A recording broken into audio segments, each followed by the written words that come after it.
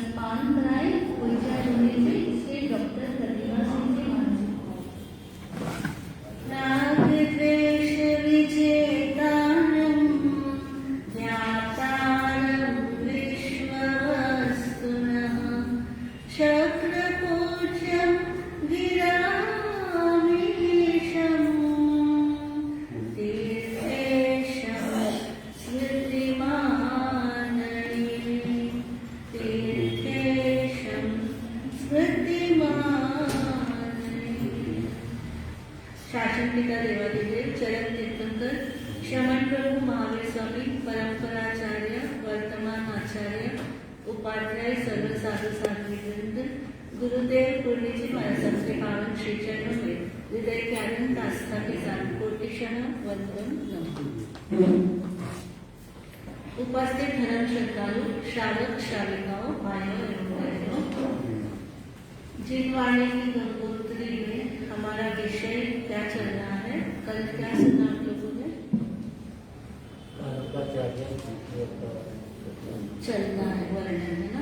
आपने कल सुना राजा खारवेल जो थे वो हमारे जैन धर्म के प्रथम शिलालेख के रचयिता है। शिलालेख लिखा गया था और सबसे पहला सेमिनार कहाँ हुआ था? सही बोला, बहुत अच्छा बोला किशोर भाई, आपने बोला पाटलिपुत्र में। भूल गए आप लोग ने, इसलिए मैंने पूछा क्वेश्चन। पहला कहाँ हुआ था?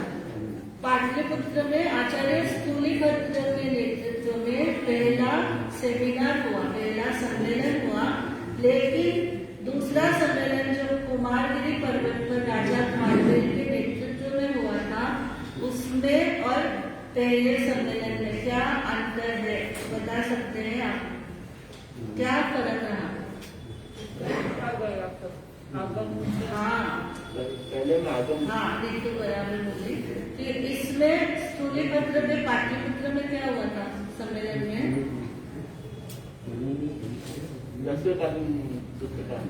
पाटलिपुत्र के सम्मेलन में कुछ भी लिखा नहीं गया, क्योंकि वो 14 पूर्व 10 पूर्व के भारत थे। उन्होंने सबने मिलकर के क्या किया? मेमोराइज किया, अपने जो पाठ है उन सबको मेंटेन करके देखा कि सबके पास सुरक्षित है कि नहीं है। वो जो पाठ बोले गए, जो आगम के पाठ है, वो बराबर यथावत है या नहीं है, इसका उन्होंने क्या किया? सबने मिलकर के उसका निर्णय लिया, उसका परीक्षण किया और उसकी धारणा को पक्का किया कि हम जो कर रहे हैं वो बराबर चल रहा है, यथावत वो चल रहा है। इस तरह से उस सम्मेलन की भी बहुत बड़ी सार्थकता है कि उन्होंने क्या किया? शुद्ध को सुरक्षित रखा। दूसरे सम्मेलन में जो खारवेल का हुआ था, उसमें राजा खारवेल ने आगे का एक स्टेप उठा करके क्या किया? भोजपत्र, ताड़पत्र और वनकर यानी वृक्ष का जो छाल होती है उसको एक ऐसा योग्य बनाया कि उसके ऊपर क्या कर सकते हैं? लिख सकते हैं। इस तरह से उन्होंने लगभग 200, 300 यानी मुनि संघ लिखने और फिर शारक शारिका संघ 700 और 700। कल हमारे बहनों का प्राकृतिक क्लास हुई थी और उसमें ये विषय आया तो उन लोगों ने बहुत अच्छी तरह से बता दिया कि कितनी साधुया थी, कितने साधु थे, कितने श्रावक थे, कितनी शारिकाएं थी, कितना फर्क पड़ता है। प्रवचन के अंदर विषय चलता है, ये बहनें क्या करती है? नोट करती है और उसको बहुत अच्छी तरह से इन्होंने नोट्स बनाई है। कल हमने देखा है कई बहनें ने क्या कर रही है? नोट्स बनाने, क्योंकि एक विषय जो कभी सुना जाता है वो दोबारा सुनने को मिलेगा या नहीं मिलेगा। हमें याद आता है कि बचपन में जब हम गणेश बाग शिवाजी नगर के अंदर पूज्य पूर्णिमा केसर देव जी महाराज साहब के नेतृत्व में उनके सानिध्य में शिविर चल रहा था और उस शिविर काल में रात्रि के समय में ज्ञानराज जी मेहता जो आज भी है, विद्यमान है, और वो हमको क्या करते थे? थोड़ा हिस्ट्री पार्ट हमको बताया करते थे। लेकिन वापस कभी भी जीवन में ऐसा योग मिला ही नहीं कि हमें कोई सुनाने वाला या कोई ऐसा व्यक्ति मिले जिससे हम क्या कर सके? ये विषय सुन सके। कभी नहीं सुना। उसके बाद में फिर पूर्णी जी महाराज साहब के पास आने के बाद में वो संवत्सरी के बाद में कुछ पट्टावली का जरूर क्या करते हैं?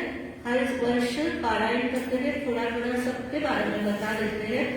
तो इस तरह से ये कभी ये विषय क्या होते हैं? हमारे टच में आते हैं, हम उसके साथ में जीते हैं, सुनते हैं। तो उसको अगर नोट कर लिया जाता है, हमारे जीवन भर के लिए क्या बन जाती है? बहुत अच्छी पूंजी बन जाती है। कल रविलाल जी भी कह रहे थे, मैंने कहा मैं कुछ नया नहीं सुना रही, मैं तो जो है उसी को सुना रही हूँ कि जो जैन धर्म का मौलिक इतिहास है, आचार्य हस्तिमय जी महाराज साहब ने सबसे पहले प्रयत्न किया कि पूरे हमारे जैन धर्म का जो इतिहास है उसको अच्छे स्कॉलर्स विद्वान सब मिल बैठ करके क्या करें, उसके ऊपर चर्चा करके और उसको एक अच्छा स्वरूप प्रदान करें। तो वह स्वरूप हमारे स्थानकासी परंपरा में आचार्य हस्तिवर जी महाराज साहब ने किया है और बहुत सुंदर ये 4 भागों में इतिहास है। तो यह जो इतिहास का विषय चल रहा है, राजा खारवेल ने क्या किया, उसको लिखित स्वरूप प्रदान किया। तो ये जैन धर्म की एक बहुत बड़ी ऐतिहासिक घटना है कि राजा खारवेल के समय में ईसा पूर्व की 2री-3री शताब्दी के अंदर क्या हुआ था, इतिहास हमारा जैन शास्त्रों को लिखने का उपक्रम राजा खारवेल ने सम्मेलन के द्वारा किया था। हमें इससे ये भी पता चलता है कि सम्मेलन क्यों करना चाहिए, सम्मेलन की क्या सार्थकता होनी चाहिए और सम्मेलन में क्या क्या हमें विचार विमर्श करने चाहिए। अगर हमारे शावक समाज को यह मालूम नहीं होगा तो कैसे अच्छे अच्छे कार्य आगे बढ़ेंगे, कैसे बढ़ेंगे? क्या केवल पद और पदवियां प्रदान करने के लिए सम्मेलन किए जाते हैं? आपको यह सुनकर में समझ में आता है कि जो भी सम्मेलन होते हैं वो शुद्ध को क्या करना है, सुरक्षित रखने के दिशा में होने चाहिए। हमारे तीर्थंकरों की वाणी की सुरक्षा हम कितना कर पा रहे हैं और कितना हम नहीं कर पा रहे हैं, ये पूरे चतुर्विद संघ की जिम्मेदारी बनती है।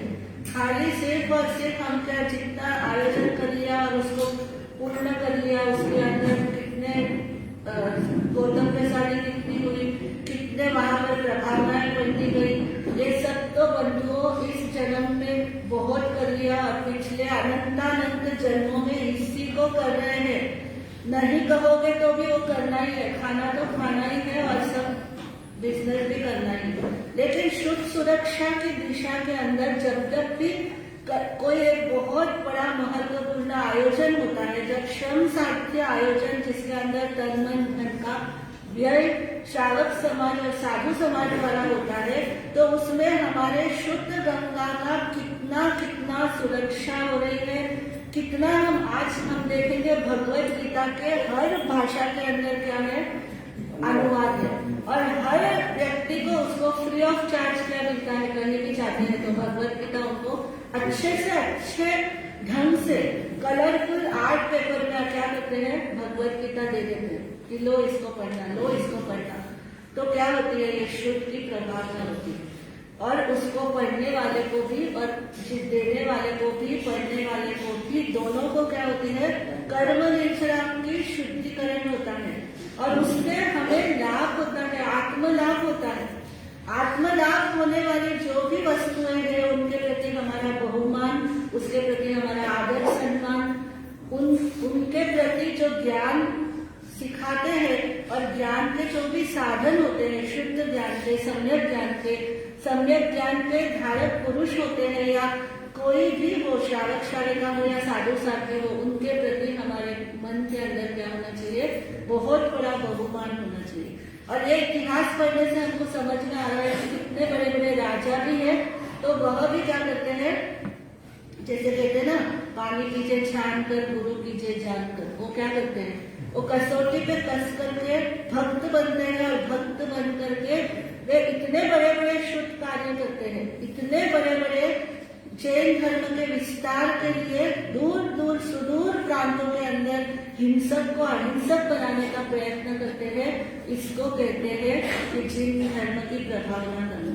तो हम जब सुनते हैं तो हमें समझ भी आती है कि इस तरह के जो हमारे आचार्य हुए हैं, पूर्वों के धारक आचार्यों के बारे में हम चर्चा कर रहे हैं। तो खारवेल के बाद में फिर श्यामाचार्य ने जो रचनाएं की वो भी आपने सबने नोट की है, कल बहनों ने बताया भी कि प्रज्ञापना सूत्र की रचना की, द्रव्यानुयोग के वो बहुत अच्छे ज्ञाता थे और उनका ही दूसरा नाम क्या था, कालकाचार्य प्रथम, श्यामाचार्य का। उसके बाद में क्या हुआ कि कालकाचार्य के जो अन्य है, इंद्रदिम्न आदि गुरु भाई उनके हुए थे, उन्होंने भी क्या किया, अनेक प्रकार से उन्होंने भी मंत्रवादी बनकर के जैन धर्म की प्रभावना की, कोई विस्तृत वर्णन उनका प्राप्त नहीं होता। उसके बाद में कालकाचार्य द्वितीय हुए।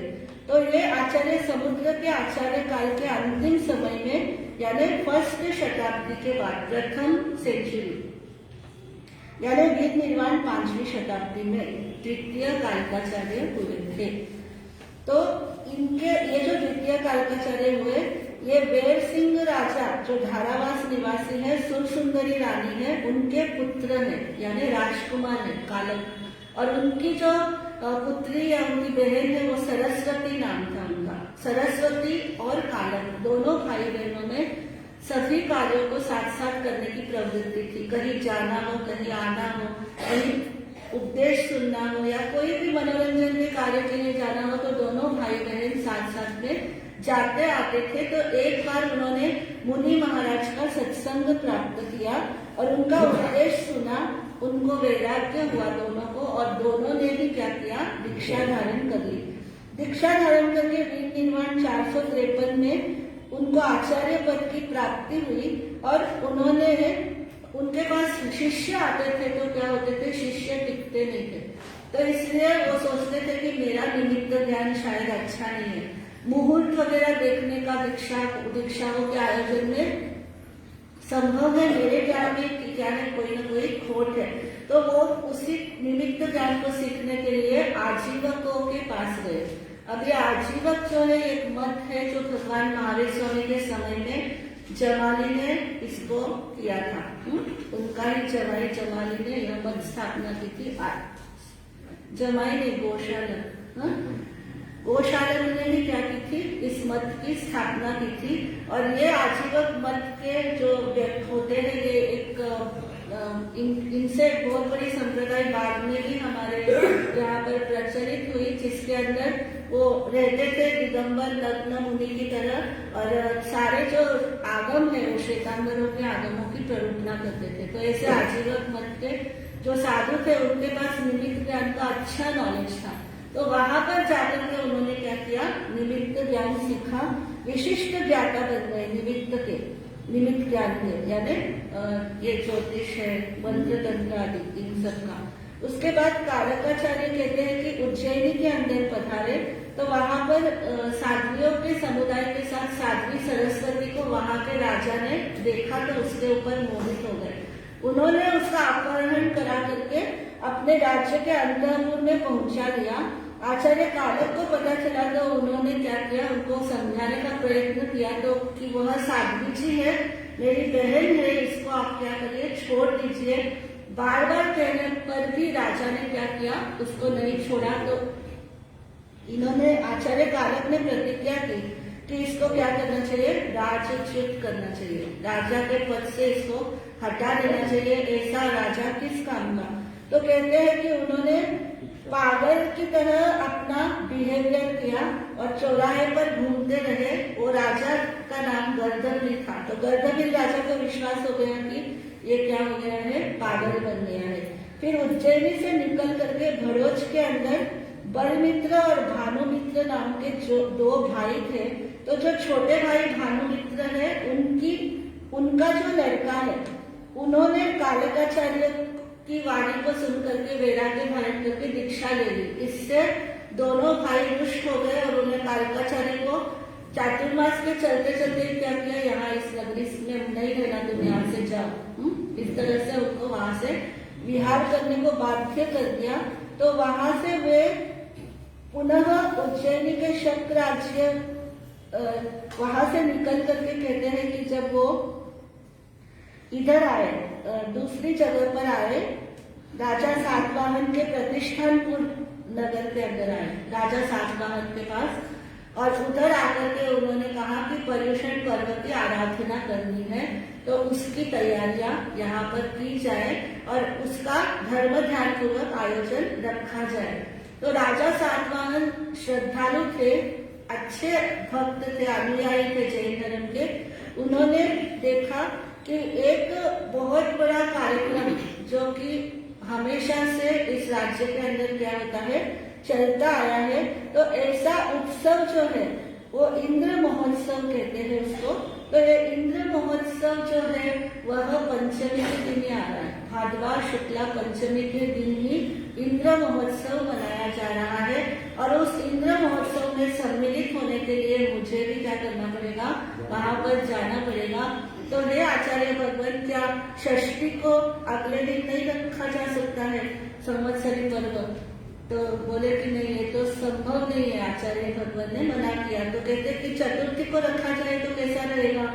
तो कालकाचार्य ने कुछ सोच करके कहा कि ठीक है, चतुर्थी को किया जा सकता है। तो उस दिन फिर उन्होंने क्या किया, चतुर्थी को ये जो समय था, ये जो कार्यक्रम था उनका इंद्र महोत्सव था, और उस दिन अगर संवत्सरी की जाती है तो बहुत से लोग धर्म ध्यान से वंचित हो जाते हैं। स्वयं राजा सातवाहन भी धर्म ध्यान कौशल आराधना से वंचित रह जाते हैं, और प्रजा भी स्वाभाविक है कि वहां महोत्सव में सम्मिलित होगी तो उनसे भी ये सब कार्यक्रम नहीं संभाले जाएंगे। इसलिए आचार्य ने कह दिया कि ठीक है, चतुर्थी को कर लिया जाए। तो कहते हैं कि उस समय चतुर्थी को यह पर्वाराधना की गई, और उसके बाद में एक परंपरा सी बना ली गई कि चतुर्थी को संवत्सरी करनी चाहिए। तो ये चतुर्थी की संवत्सरी जो प्रचलित है मूर्ति पूजक परंपरा के अंदर, तो वो इसी की देन है। इधर क्या होता है कि वे अपने मन के अंदर ये विचार करते हैं, और उज्जैनी के अंदर जाकर के कालकाचार्य ने वहां पर एक प्रबल सेना वहां की तैयार की, और उन्होंने इसके विरुद्ध, गर्दभीड़ के विरुद्ध क्या किया, युद्ध किया, और युद्ध करके उसको पराजित कर दिया, और अपनी बहन साध्वी सरस्वती को उनके चंगुल से छुड़ा लिया। लेकिन यह कृत्य क्योंकि साधु मर्यादा के विरुद्ध है, लेकिन फिर भी पूर्व धारक जो होते हैं उनके पास में अथॉरिटी होती है, वो जो करते हैं वापस उसका प्रायश्चित किया उन्होंने इस कृत्य का। ये कालकाचार्य द्वितीय है। ये स्वर्ण भूमि की तरफ, स्वर्ण भूमि यानी जहाँ पे सोना रहता है, आज के डेट के अंदर हम कोलार गोल्ड माइन से हमारे यहाँ पे है ना, या फिर दुबई वगैरह के क्षेत्र में। अब यहाँ पर कोई ऐसा उल्लेख नहीं है कि स्वर्ण नगरी कौन सी है, हमारे अनुमान से हम ये सोच रहे हैं। तो द्वितीय कालकाचार्य स्वर्ण भूमि की तरफ भी गए, और वहां पर उन्होंने कहते हैं कि अपने शिष्यों की मंद आगम सीखने की प्रवृत्ति को देखा कि वो सीखते ही नहीं है, और प्रमाद में अपने समय को व्यतीत करते हैं। तो वो रातों रात वहां पर जिनके ठहरे थे उनको बोला कि मैं यहाँ से जा रहा हूँ, मेरे शिष्यों को मत बताना, अगर बहुत पूछे तो कह देना कि सागर के पास में आचार्य चले गए हैं।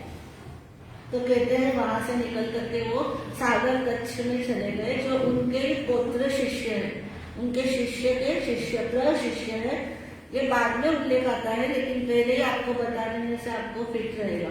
तो इसलिए वहां पर चले गए, और वहां पर उन्होंने नहीं बताया कि मैं कौन हूँ। वो ऐसे ही जाकर के एक साधारण संत की तरह वहां पर जाकर के क्या करते हैं, वाचना जो हो रही उसमें बैठ जाते हैं, पढ़ने के लिए, सीखने के लिए। और उनको बार बार सागर मुनि जो है उनको कहते हैं तुम इसके बारे में जानते हो क्या, तुम इसके बारे में जानते हो क्या? तो वो हाथ जोड़ करके कहते हैं कि हाँ मैं जानता हूँ। उनको नहीं पता कि ये कौन है। बाद में जब शिष्यों ने देखा कि हमारे जो गुरुदेव है यहाँ पर नहीं है, उनको पूछा शयाकर को, जिनके यहाँ खड़े हुए थे कि गुरुदेव कहाँ गए। बहुत पूछने के बाद में वो शयाकर बोला तुम सब ज्ञान सीखने में प्रमादी बन रहे हो, तो तुम्हारे गुरुदेव तुमको छोड़ करके कहाँ चले गए, सागर गच्छ की तरफ उन्होंने कहा है कि मैं जा रहा हूँ। तो शिष्यों ने अपनी भूल का एहसास किया और वो सब मिलकर के कहाँ गए, उस तरफ विहार किया स्वर्ण भूमि की तरफ। तो वहां पर जब रास्ते में जाते रहे तो दूर दूर से संदेश आने लग गया कि कालकाचार्य पधार रहे हैं, कालकाचार्य पधार रहे हैं। यह सुन करके जो सागर है मुनि है वो विचार में पड़ गए, अरे मेरे दादा गुरुदेव पधार रहे हैं। वो बड़े प्रसन्न होते हैं, अपने शिष्यों को कहते हैं कि उनसे ही हमको क्या मिला है, ये सारा ज्ञान मिला है। जब वो आए तो शिष्यों ने कहा कि गुरुदेव तो यहीं पर आए, गुरुदेव कहाँ है? तो बोले यहाँ तो कोई गुरुदेव नहीं है। लेकिन फिर उन्होंने वहां पर उज्जैनी में जाकर के जब उन्होंने उस रहने के स्थान के ऊपर जाकर के देखा तो उन्होंने पहचान किया कि वो हमारे गुरुदेव है। उन्होंने वंदन नमस्कार किया। तब सागर मुनि को पता चला तो उन्होंने भी क्षमा याचना की, आपसे मैंने वंदन भी करवाया और आपके साथ में मैंने अच्छा व्यवहार नहीं किया। फिर उसकी आलोचना करके उन्होंने गुरुदेव से पूछा, गुरुदेव मेरा पढ़ाना कैसा है, मैं कैसा पढ़ाता हूँ, वाचना कैसा देता हूँ। तो गुरुदेव ने कहा कालकाचार्य ने कि तुम अच्छा पढ़ाते हो, लेकिन सागर मुनि एक बात तुम ध्यान से सुनना। उन्होंने क्या किया, रेती लेकर के मुट्ठी के अंदर उस रेती को एक दूसरी तरफ गिराया, फिर उस दूसरी तरफ से उठा करके तीसरी तरफ गिराया, तीसरी से उठा करके चौथी तरफ गिराया और कहा देखो अब इनमें कुछ परिवर्तन तुमको नजर आता है। तो कहने लगे गुरुदेव पहले जो उठाया था दूसरे में वो सब नहीं था, दूसरे से तीसरे स्थान के ऊपर गया तो वो नहीं रहा। तो गुरुदेव ने कहा कि देखो सागर मुनि, ये शुद्ध के ऊपर तुमको आता है ये बहुत अच्छी बात है, तुम ज्ञानी हो ये बहुत अच्छी बात है, लेकिन तुम्हारे अंदर जो अहंकार आ जाए, अहंकार अगर आ गया तो क्या हो जाएगा, तुम्हारे ज्ञान का विकास अवरुद्ध हो जाएगा। आज तक हमने जो भगवान महावीर की वाणी को सुना है, समझा है या धारण किया है, उसके अंदर पता नहीं कितना तो विलुप्त हो गया है, कितना तो खो गया है, कितना तो नष्ट हो गया है, कितना धारण किया हुआ है, यह भी हमको समझ में नहीं आता है। तो फिर हमेशा इस बात को ध्यान रखना कि कभी भी ज्ञान का ध्यान नहीं करना, अहंकार नहीं करना, क्योंकि वह अगर हो गया तो तुम्हारी ये वाचना की प्रवृत्ति में भी क्या हो जाएगी, इसमें भी ढेर आ जाएगा। वो सीधी श्रोताओं को या शिष्यों को मंत्र मुग्ध करने वाली नहीं बनेगी। तो इस तरह से श्यामाचार्य द्वितीय का एक बहुत बड़ा योगदान है।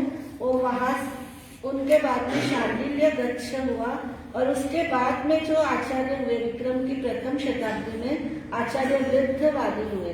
कहते हैं आचार्य वृद्धवादी भी आचार्य स्कंदिर से उन्होंने श्रवण दीक्षा धारण की थी और वे पढ़ते थे, सीखते थे। तो सीखने के समय में उनको जोर जोर से बोल करके ही याद होता था या वो स्मरण में रख पाते थे।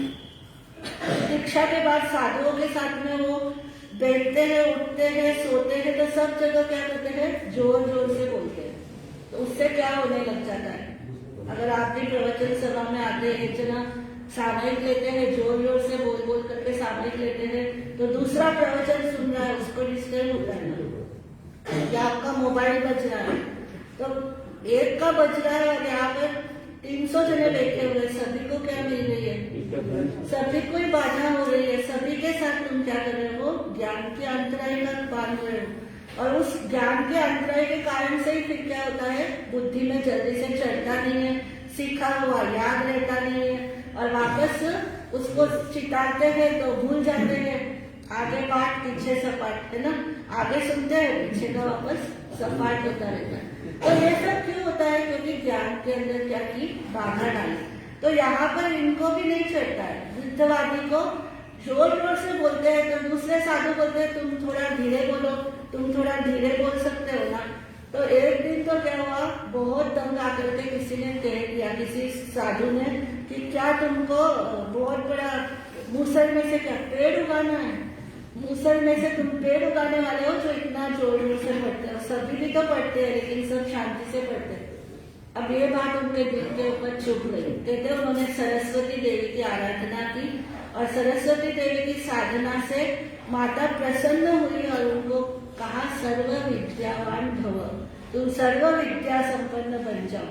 और तुरंत जैसे ही आराधना संपन्न की आकर के उन्होंने मुनियों से कहा तुम कहते हो ना मूसल में से पेड़ उगाना है, फूल उगाना है क्या, तो चलो मैं दिखाता हूँ तुमको मूसल में से कैसे फल फूल और पेड़ निकल आते हैं। कहते हैं कि सरस्वती मंत्र की साधना से सामने क्या है, मूसल उन्होंने रखा और उसकी साधना करके मंत्र की आराधना करके क्या किया, मूसल में से पेड़ पत्ते मतलब पेड़ पत्ते वगैरह फूटने लगे और फूल भी वहां पर नजर आने लग गए। तो सब लोग चकित रह गए। जो वृद्ध साधु है वो भी चकित हो गए, बोले अरे वाह तुम तो क्या है बहुत ही विद्यावान हो गए, तुम तो बड़े बड़े ज्ञानवान हो गए। फिर उसने उनको क्या किया, आचार्य स्कंदी ने उनको आचार्य पद प्रदान कर दिया और आचार्य पद लेकर के वे भृगुपुर जा रहे थे। सिद्धसेन नाम के आचार्य जो कल्याण मंदिर स्तोत्र के रचयिता है। तो ये बहुत अच्छी घटना है कि वो आचार्य वृद्धवादी जब भृगुपुर के अंदर जा रहे थे तो सब लोगों को पता है कि आचार्य वृद्धवादी बहुत ज्ञानी है, बहुत विद्वान है। तो इसी को सुनकर के सिद्धसेन ने भी यहाँ क्या किया था, पेट के ऊपर कहते पट्टा लगा करके चलते थे कि कहीं उनके ज्ञान से पेट फूट न जाए, है ना। इस तरह से वो चलते थे कि सभी को दिखा करके कि मैं तो बहुत क्या हूँ, ज्ञानवान हूँ। तो उनका निर्णय था कि अगर जो भी उनको वाद विवाद में हरा देंगे तो उनका शिष्यत्व स्वीकार कर लेंगे। तो शास्त्रार्थ करने के लिए आचार्य वृद्धवादी का नाम सुन करके वहां पर आए तो वो विहार कर रहे थे आचार्य वृद्धवादी, और बिहार में ही वो पीछे पीछे साथ में चले तो एक जगह पर दोनों की भेंट हो गई। और उसके बाद में वो उधर आचार्य को कहते हैं वृद्धवादी को कि आप क्या करो, मुझसे शास्त्रार्थ करो। तो आचार्य कहने लगे कि यहाँ पर शास्त्रार्थ का क्या प्रयोजन, ये सब गाँव के लोग हैं, ये कहाँ संस्कृत भाषा समझेंगे। इसलिए कोई भी सभ्य हो यानी जर्जस हो तो कैसा हो, विद्वान तो हो, उसको समझ हो तो उसके सामने शास्त्रार्थ करने से फायदा है। लेकिन सिद्धसेन जिद के ऊपर आ गए कि नहीं मुझे तो यही तो शास्त्रार्थ करना है। तो बोले ठीक है फिर करो शास्त्रार्थ। शास्त्रार्थ करने के लिए शुरुआत भी किसने की, सिद्धसेन ने ही की। और सिद्धसेन ने लच्छेदार संस्कृत भाषा में बहुत अच्छी तरह से उसके अंदर अच्छे मतलब तुकबंदी करके छंद अलंकार वगैरह सब डाल करके वो लच्छेदार भाषाओं का प्रयोग करते हैं। लेकिन गांव के लोग कहते हैं कि ये पंडित क्या बोलता है, हमको तो कुछ भी पढ़ने नहीं पड़ना। फिर वृद्धवादी ने देखा कि ये कैसा समय है और कौन से लोग बैठे हुए हैं। तो वक्ता को, श्रोता को देख करके उन्होंने निर्णय लिया और उन्होंने बहुत सरल सीधी समझ में आने वाली अच्छी भाषा में उन्होंने अहिंसा के बारे में, दया के बारे में, सत्य बोलने से उसका क्या फायदा होता है, ये सारी बातें उन्होंने बहुत अच्छी तरह से समझाई। तो ग्रामीण लोगों को बहुत अच्छा लगा, बोले कि ये हमारे जीवन जीने की कितनी अच्छी बातें बताई इन्होंने, अरे इनका तो बहुत अच्छा लगा, ऐसा हमें अपने जीवन में करने का प्रयत्न करना चाहिए। तो ऐसा सुन करके फिर आचार्य जो सिद्धसेन है वो कहने लगे कि मुझे आपका शिष्य बना दीजिए। वृद्धवादी बोले कि यहाँ का शास्त्रार्थ कोई शास्त्रार्थ नहीं है, चलो शहर में जाएंगे, वहां पर जाकर के किसी अच्छे विद्वत समाज के सामने शास्त्रार्थ करेंगे। बोले नहीं गुरुदेव, आप अवसरज्ञ हैं, आप कालज्ञ हैं, आपको समझ है, आप अनुभव में भी समझदार है, इसलिए मुझे तो आपका शिष्यत्व धारण करना ही करना है। तो आचार्य सिद्धसेन के वे शिष्य वृद्धवादी के वो शिष्य बन गए। और फिर उसके बाद में वो कहते हैं कि शहर में भी आए, वहां पर उज्जैनी नगरी के अंदर आचार्य वृद्धवादी के पास से बहुत सारी विद्याओं को लेकर के फिर वो वृद्धवादी आचार्य अन्यत्र चले गए, मतलब दूसरी जगह विहार कर गए। और ये कहाँ है, उज्जैन में, जिसको अवंती कहते हैं। प्राचीन भाषा में उज्जैन का नाम क्या था, अवंती। और उसके बाद में कहते हैं जैनियों का वहां पर बहुत उत्कर्ष था, यानी जैनियों की बहुत भारी संख्या उज्जैन के अंदर रहती थी, इसलिए अवंती से उज्जैन यानी उत्कृष्ट जैनी जहाँ पर वास करते हैं वह क्या है, उज्जैन है।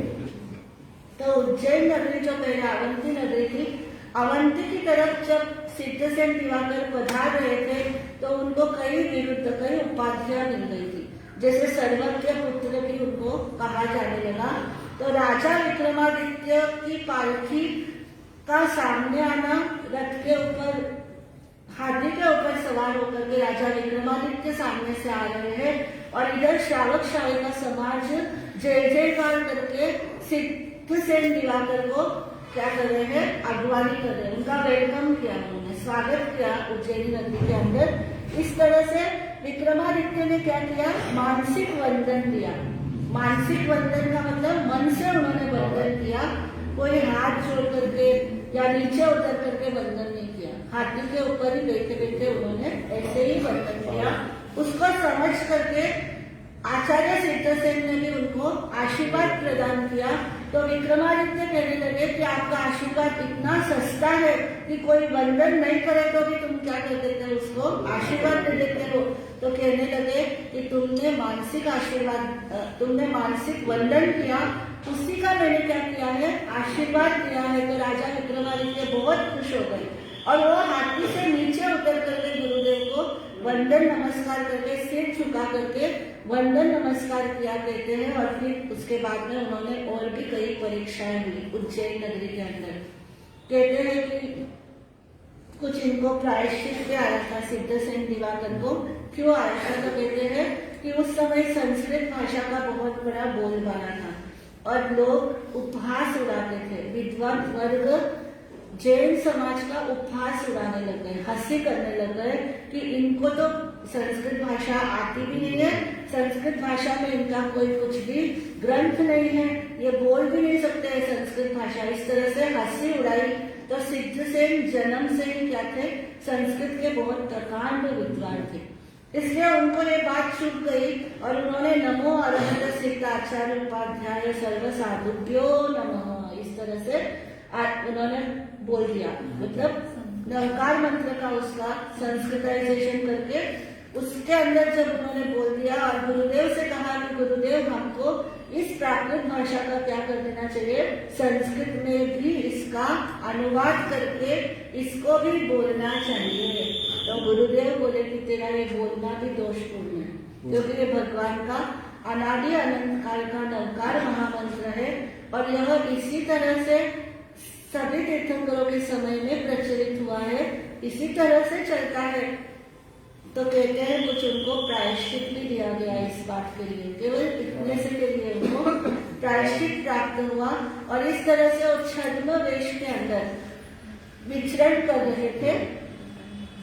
हाँ, आज प्राकृत की जब क्लास हुई थी महासत्य जी ने कल को भी बताया था, ओम नमो अरहम अरहत्यो नमो नमः, ओम नमो सिद्धम सिद्धेभ्यो नमो नमः। तो ये क्या है, ये संस्कृत भाषा का है। लेकिन संस्कृत भाषा के अंदर नवकार मंत्र होने के बावजूद भी संस्कृत में ये मंत्र दीक्षा नहीं दी जाती है, संस्कृत में इसको पढ़ा भी नहीं जाता है। लेकिन एक सिद्धसेन दिवाकर के मन के अंदर भी ऐसा कोई दुर्भाव नहीं था। उनको तो ये था कि इनको भी क्या करना चाहिए, दिखाना चाहिए कि हमको भी संस्कृत आती है। तो इसके लिए कहते हैं कि उनको प्रायश्चित स्वरूप वहां पर विक्रमादित्य राजा के यहाँ पर एक बहुत बड़ा मंदिर है। अगर आप किसी ने देखा हो तो कौन सा मंदिर है?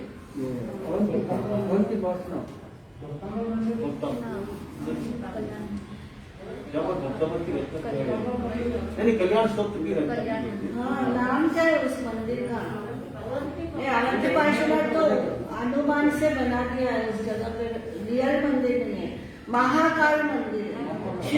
शिव जी का महाकाल मंदिर ऐतिहासिक है, हिस्टोरिकल है, बहुत पुराना है। तो वहां पर जाकर के सिद्धसेन दिवाकर उस शिवलिंग जो कि बहुत पूजनीय और है, वहां पर जाकर के बैठ गए और उसको वंदन नमस्कार दे के आराम से पैर पसार करके बैठ गए और अपना अपना ध्यान में लीन हो गए। तो पुजारियों ने, लोगों ने, सबने देखा, राजा विक्रमादित्य को जाकर के उन्होंने कह दिया कि ये कौन व्यक्ति आकर के बैठा है जो शिवलिंग के सामने पैर पसार करके और बड़े अनादर से बैठा हुआ है। तो उस विक्रमादित्य राजा स्वयं आए और उन्होंने पूछा कि तुम कौन हो और तुम इस तरह से क्यों व्यवहार कर रहे हो, तो क्यों नहीं तुम वंदन नमस्कार करते हो शिवलिंग को? उन्होंने कहा कि ये शिव जी, ये शिवलिंग क्या करेंगे, उस भगवान के नमस्कार को स्वीकार नहीं कर पाएंगे। वो तीर्थंकर परमात्मा देवाधिदेव है, देवों के भी देव है, महादेव से भी बढ़कर के है, तो वो इसको नहीं धारण कर पाएंगे। तो बोले अच्छा करके बताओ, मैं सामने देखता हूँ। और उस समय कहते हैं कि कल्याण मंदिर स्तोत्र का लगातार वो क्या करने लगे, उच्चारण करने लग गए अपने आप। यानी फर्स्ट टाइम कोई बना हुआ नहीं था कल्याण मंदिर स्तोत्र, लेकिन संस्कृत के इतने अच्छे विद्वान थे कि उन्होंने पूरे श्लोक बोलते चले गए। और फिर 11वां श्लोक जब हुआ, 11वें श्लोक के अंदर यस्मिन् हर प्रभृतयोऽपि हर प्रभाव सोऽपि त्वया रतिपति क्षपित क्षणेन विद्यापिता हुत भुज पयसार्थेन प्रीतम न किं तरति दुर्धर वारवेन। कहते 11वां जब श्लोक पढ़ने लगे तो शिवलिंग में से क्या निकलने लगा, धुआं निकलने लगा, अग्नि प्रज्वलित हो गई और उसमें से स्फुलिंग निकलने लगे और वहां से पार्श्वनाथ भगवान की प्रतिमा प्रकट हुई, ऐसा कथानक है। और यह कथानक वैसे जैन धर्म के मौलिक इतिहास में नहीं मिलता है, लेकिन यह अन्य स्थानों के ऊपर यह कथानक चलता है कि फिर पार्श्वनाथ भगवान की प्रतिमा प्रकट हुई और फिर उसके बाद जैनियों ने क्या किया, क्या नाम बोला आपने, अवंती पार्श्वनाथ का ना, अवंती पार्श्वनाथ का मंदिर वहां पर स्थापित हुआ। तो इस तरह से विक्रमादित्य राजा जो है वो भी कई तरह की परीक्षाओं के अंदर जब देखा तो वहां पर कहते हैं कि सिद्धसेन को 2 विद्याएं भी प्राप्त हो गई। मंत्र विद्या का एक पत्र मिला था उनको, हेम सिद्धि विद्या यानी जितना चाहे उतना सोना बना सकते हैं, और सरसत विद्या से जितने सैनिक चाहे उनको वह उत्पन्न कर सकते हैं, सैनिक उन सरसों से सैनिक बना सकते हैं सैकड़ों। उसके बाद में देवपाल जो है कुरमारपुर के राजा, विद्या बल से उनको क्या किया, युद्ध में उनको विजयी बनाया, किसने, सिद्धसेन दिवाकर ने। और उसके बाद दिवाकर पद से राजा ने उनको सम्मानित किया।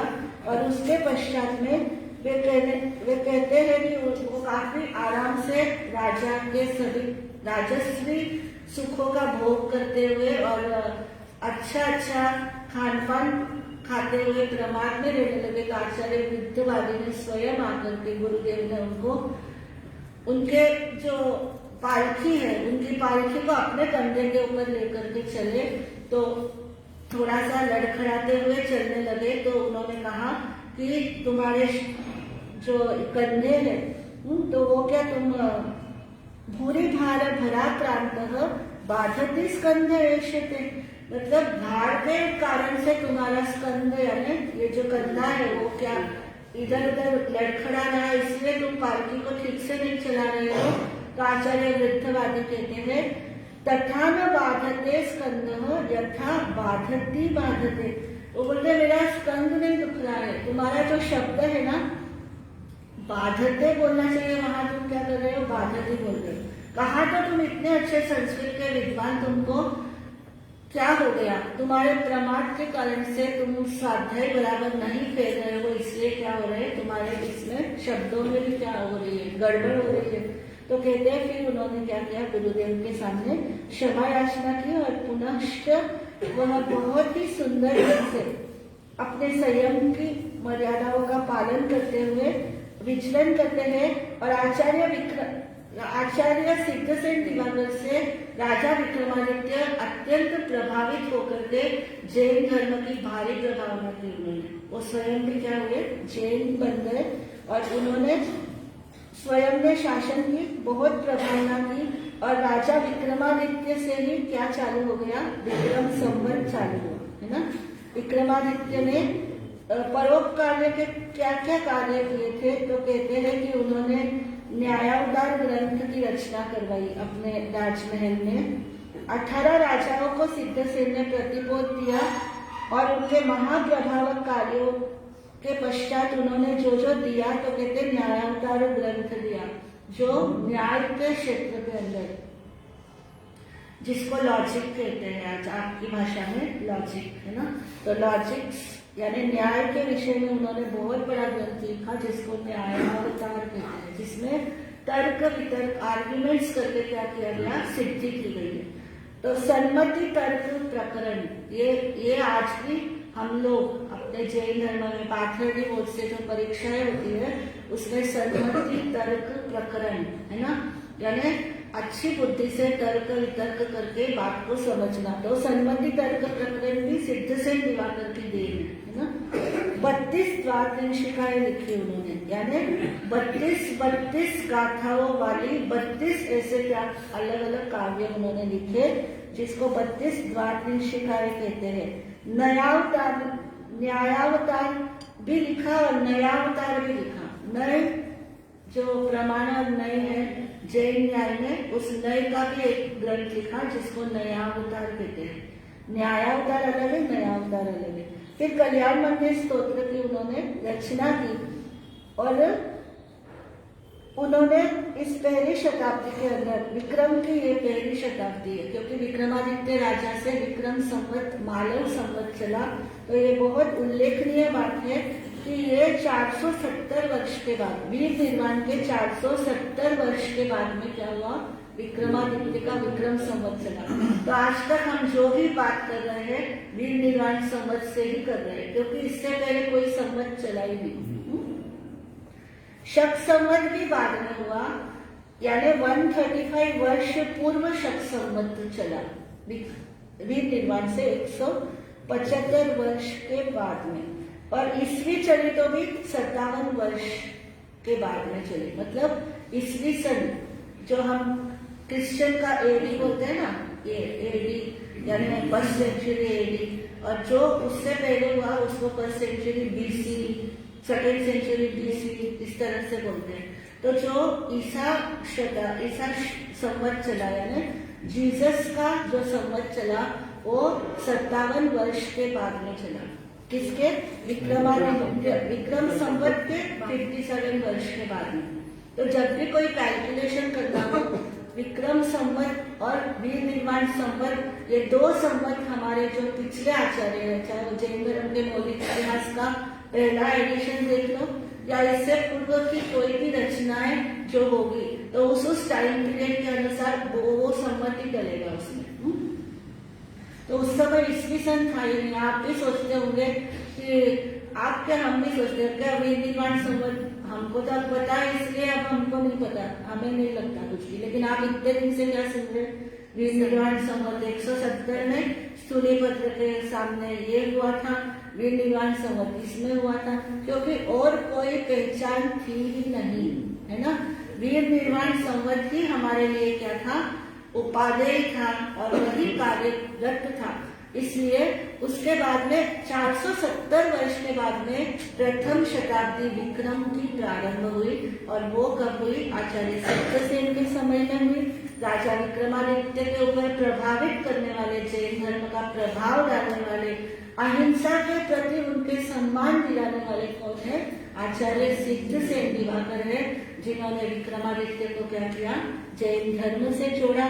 तो बंधु, हमारे पूर्वाचार्यों की बहुत बड़ी क्या है, मेहनत है इसके पीछे। उसके बाद में कहते हैं आचार्य नंदिल हुए थे, नहीं, उसके बाद में आचार्य खपुट हुए थे। खपुट भी बहुत विशिष्ट विद्याओं के ज्ञाता थे। कहते हैं कि आचार्य खपुट ने भी क्या किया, अपने विद्या बल से उन्होंने बौद्धों को भी क्या किया था, हरा दिया था। उनका शिष्य था भुवन मुनि। भुवन मुनि ने भी बौद्धों के विरुद्ध क्या किया, बहुत सारी विद्याओं में तर्क वितर्क करके उनको पराजित किया। वो समय था बंधु, वो शास्त्रार्थ का। आप कहेंगे इससे हमें क्या फायदा, लेकिन वो एक समय था कि जो यानी लगभग 8वीं शताब्दी से, ये तो उससे भी पहले की बात है, ये तो विक्रम की प्रथम शताब्दी है, उससे पहले की बात है। तो उससे पहले जो है वीर निर्माण संवत 470 वर्ष के बाद में लगभग 5वीं शताब्दी वीर निर्माण की, और ईसा पूर्व की ईस्वी सन की पहली शताब्दी लेना चाहिए, है ना।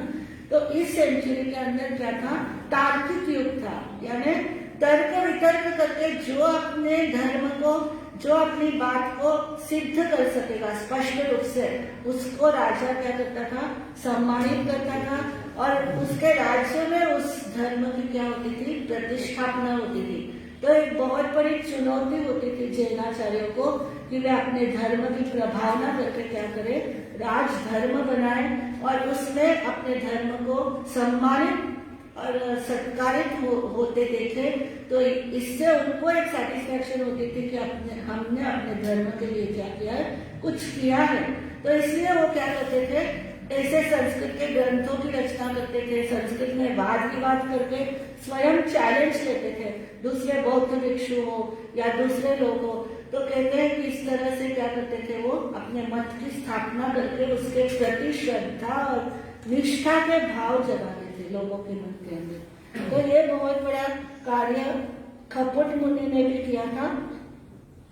और उसके बाद में आचार्य देवती मित्र हुए, फिर आचार्य समुद्र हुए, फिर आचार्य मंगू हुए, और उसके बाद में इसके अंदर मंगू के लिए भी बहुत अच्छी अच्छी बातें बताई गई है। मैं शॉर्ट भी करती हूँ, लेकिन फिर भी थोड़ा थोड़ा तो मुझे बोलना ही पड़ता है जो जरूरी होता है। बाकी चीजों को मैं बोलती भी नहीं हूँ आपके सामने, जितना जरूरी होता है उतना ही कहना मेरे लिए पर्याप्त होता है। तो आर्य मंगू का भी, और उसके बाद में आर्य वज्र स्वामी हुए, आर्य नंदिल हुए, इन्होंने क्या क्या दिया। फिर आचार्य पादयुक्त सूरी हुए। ये इनके पास ऐसी ऐसी कुछ विशेषताएं थी जो हमको पता चलनी चाहिए। लेकिन आज में समय भी हो गया है और थोड़ा सा 2 मिनट हमको सूचनाएं वगैरह भी देनी होती है, उसके लिए रखना होता है। तो मैं अपनी बात को यहीं पर समाप्त करती हूँ। महासती जी, हाँ, आज हमारे यशवंतपुर क्षेत्र के अंदर लगातार बाहर से श्रद्धालु भाई बहन आते रहते हैं। आज इसी कड़ी के अंदर लादूलाल जी ओसवाल है ना, अध्यक्ष जी, वो भी यहाँ पर आए हुए हैं, उनका भी हम सम्मान करते हैं। और मंगल पाठ के बाद में कुछ सूचनाएं होगी तो उसको भी आप श्रवण करके जाएंगे। पहले मंगल पाठ सुना। नमो अहिंसानम चैतमरवासम चक्रवर्ती महित्यो संति संति करेलो पत्तो वेमांतरम। जय गुरुदेव श्री श्री चत्तारी मंगलम अरिहंता मंगलम सिद्धा मंगलम साहु मंगलम केवली पाणतो धम्मो मंगलम। चत्तारी लोकोत्तमा अरिहंता लोकोत्तमा सिद्धा लोकोत्तमा साहु लोकोत्तमा केवली पाणतो धम्मो लोकोत्तमो। चत्तारि शरणं प्रगच्छामि अरिहन्ते शरणं प्रगच्छामि सिद्धे शरणं प्रगच्छामि साहु शरणं प्रगच्छामि केवली प्रणतं धम्मं शरणं प्रगच्छामि। चार शरण दुःख जगत में और न शरणा कोई होगा, जो भव प्राणी करे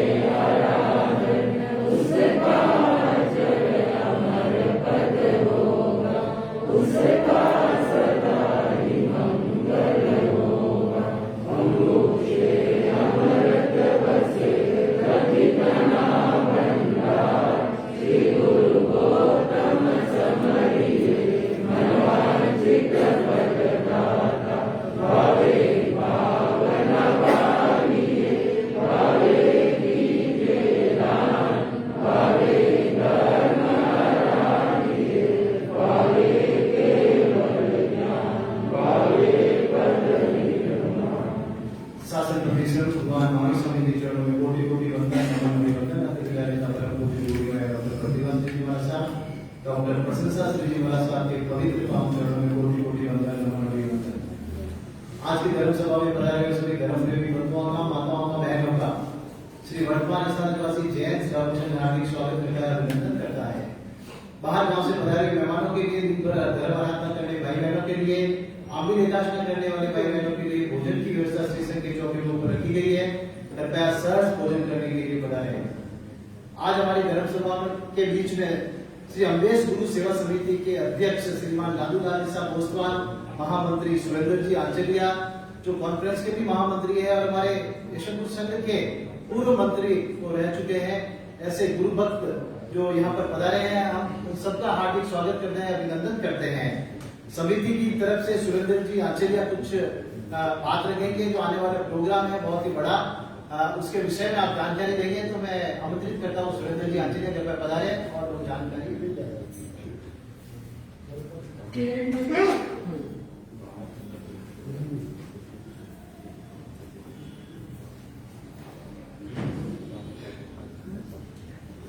जिनवाणी